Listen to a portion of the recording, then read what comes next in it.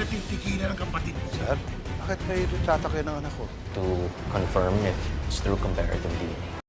Nang mahuli ni Jaime sila Divine at Felicia na aalis, ay agad niya itong kinausap at sinumbat niya kay Divine na iiwanan niya ito sa gitna ng crisis na agad namang humingi ng tawad ang abogada na pinaliwanag niyang hindi na niya alam ang gagawin niya, nagulong-gulo na siya at masyado ng madaming nangyayari na sinumbat naman ng matanda na nag-aalala siya na baka hindi niya ito magawang proteksyonan maging si Felicia.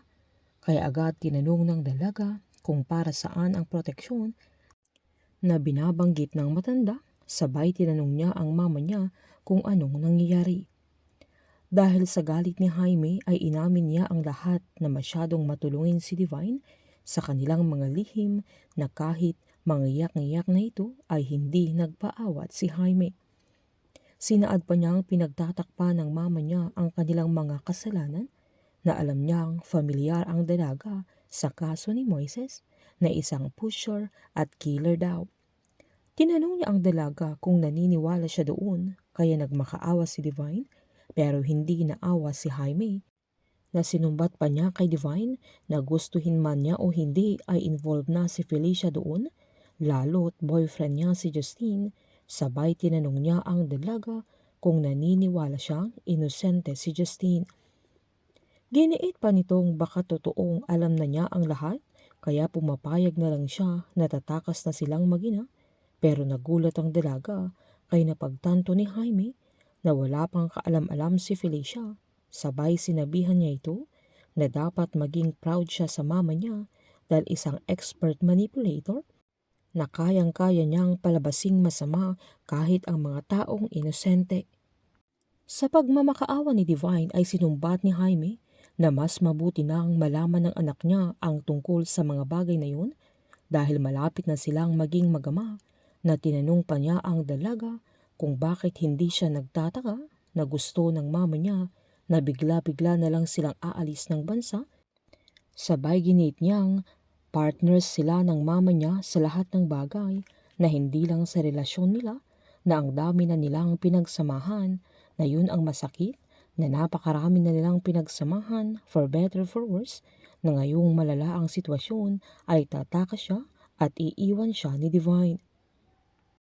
Habang i-check ni Agent Anthony ang mga reported missing person ay nakita niya ang larawan ni Christine na 19 years old pa lang nung nawawala ang dalaga at napagtugma niya na ang kalansay na nakuha sa site at si Christine ay iisa dahil sa hikaw na suot ng dalaga na binigay noon ni Mang Estong sa kanya noong namatay ang nanay niya at nakuha ito sa mismong kalansay.